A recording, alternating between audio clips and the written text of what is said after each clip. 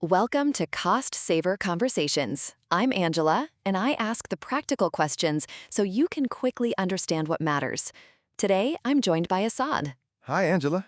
We are unpacking why delaying home repairs could cost you thousands more than you think today and tying it back to the wider cost saver ecosystem, including tools like Home Maintenance Deferral Planner, so you can turn insights into action quickly. Just a heads up before we dive in, we are your synthetic hosts.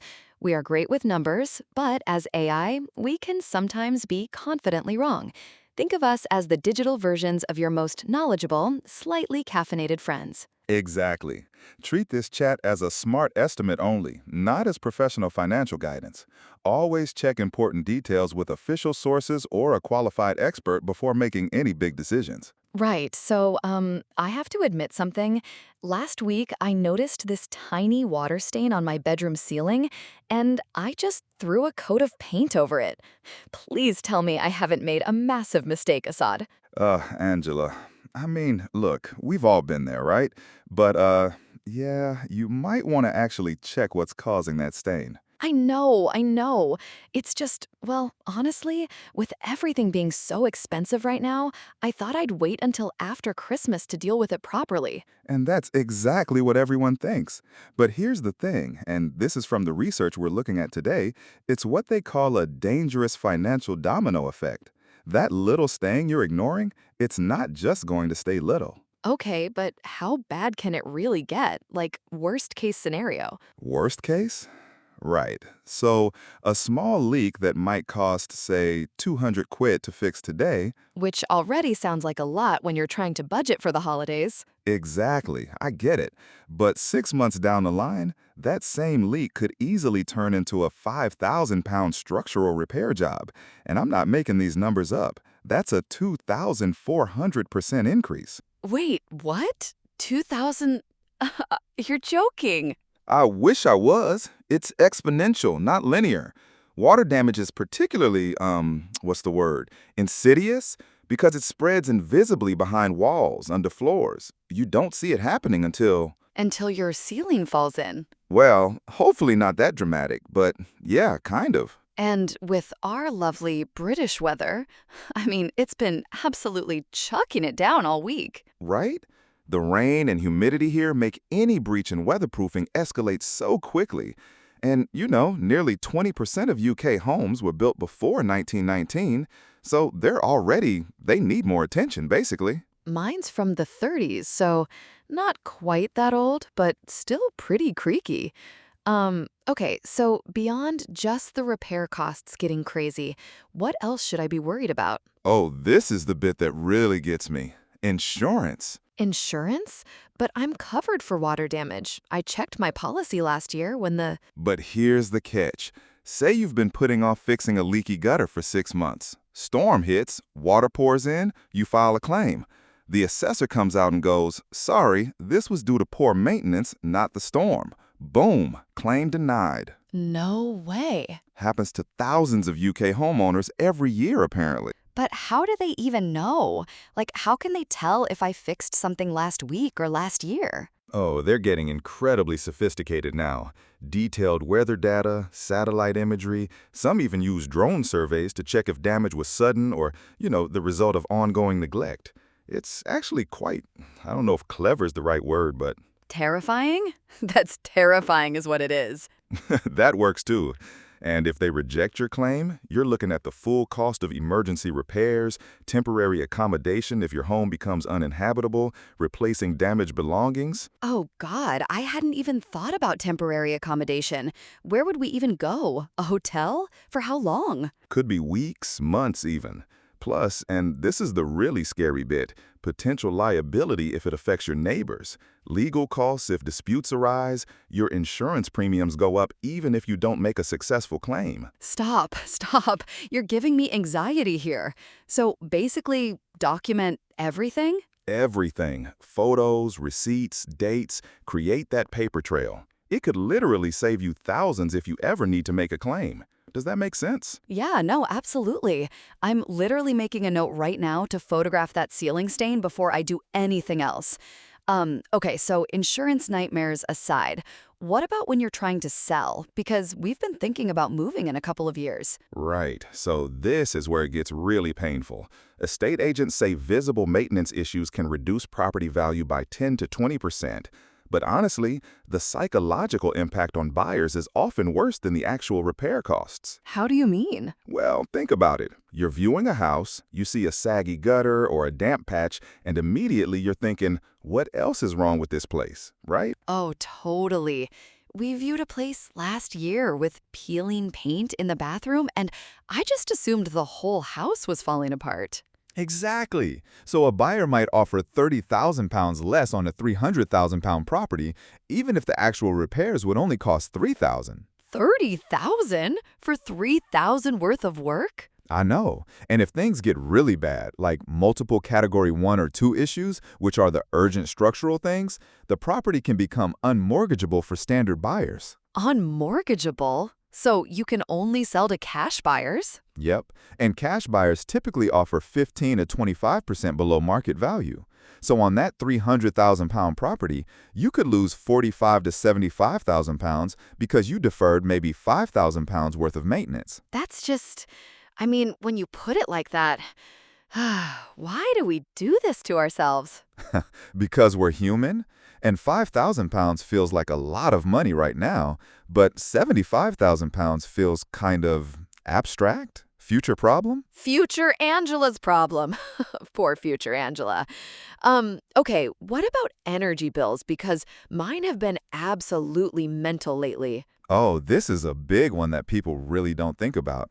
So small issues like gaps around windows, deteriorating insulation, and inefficient heating system, they're just quietly draining money from your account every single month. My boiler's been making this weird noise lately. When did you last have it serviced? Um, define last? Angela. Okay, so a well-maintained condensing boiler should operate at 90% efficiency or higher. A neglected one could drop to 50 or 60%. 50%? So half the heat is just, what, disappearing? Pretty much. On an annual gas bill of £1,200, that efficiency loss could cost you an extra £400 to £600 per year. Per year? That's literally my gym membership that I never use. And it's not just the boiler. The Energy Saving Trust estimates that just draft-proofing windows and doors could save £45 a year. But when you've got multiple issues, poor loft insulation, gaps in floorboards, deteriorating cavity wall insulation, your heating bills could increase by 30 to 40% collectively. Right, so I'm basically heating the street? Kind of, yeah. Expensive way to be neighborly. I hadn't thought about it like that. The cumulative effect, I mean. It's not just one thing, it's all of them together making everything worse. What about health stuff? Because I know damp and mold are bad, but Oh, it's serious. And if you're a landlord, you could face legal action under the Homes Act 2018. Compensation claims can run into tens of thousands. even if you're not a landlord, though? Like just living in your own home? Well, there's this scenario that actually happens quite a lot. Homeowner ignores a small roof leak. Water seeps through to the flat below, damages the neighbor's ceiling, furniture, electronics. Their insurance pays out, let's say £15,000, then comes after you for recovery. Oh no. And your insurance refuses to cover it because of the maintenance neglect clause. So you're personally liable for the full amount plus legal costs. That's actually properly scary. Like, that could genuinely ruin someone financially. It could. And the health implications, the NHS reports that poor housing conditions cost the health service £1.4 billion annually. Children exposed to damp and mold are twice as likely to develop asthma. Twice as likely? That's okay. You've convinced me. I'm calling someone about that ceiling stain tomorrow. But, like, how do you prioritize? Everything can't be urgent, surely. No, you're right. So immediate safety stuff first. Electrical faults, gas leaks, structural damage, broken locks. Those are your drop everything and fix now issues. Right. Life-threatening stuff. Exactly. Then water ingress, roof leaks, blocked gutters, failed window seals. They need swift action before the next rainfall. After that, you've got system failures that will cascade, heating problems before winter, blocked drains showing signs of backing up, And what can actually wait? cosmetic stuff mostly, Faded paint, worn carpets, they won't typically cascade into larger issues. Minor pointing on otherwise sound brickwork might wait a season.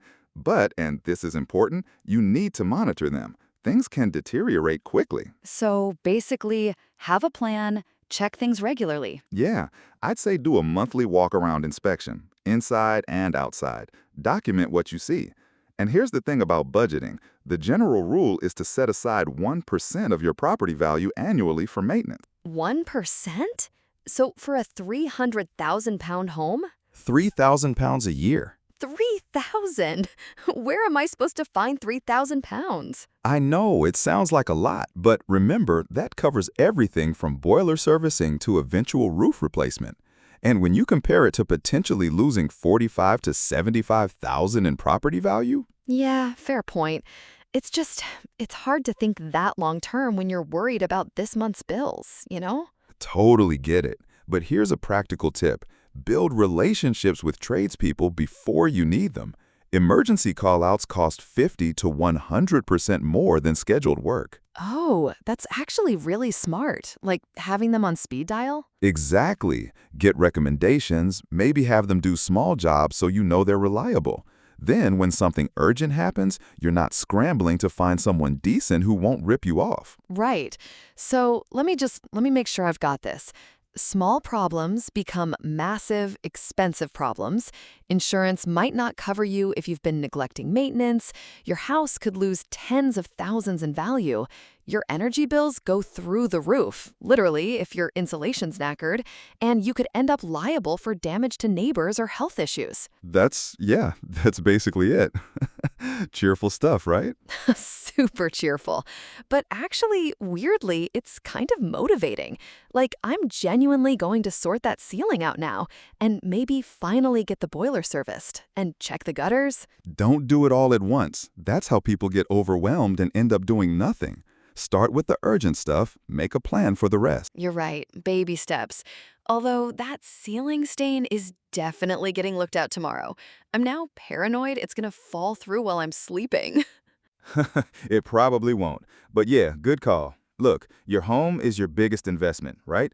The cost of proper maintenance is always, always less than the price of neglect. That should be on a t-shirt or something. All right, Assad, thank you for thoroughly terrifying me into action today. But seriously, this has been really eye-opening. Happy to help. Or terrify, whichever works. Both, definitely both.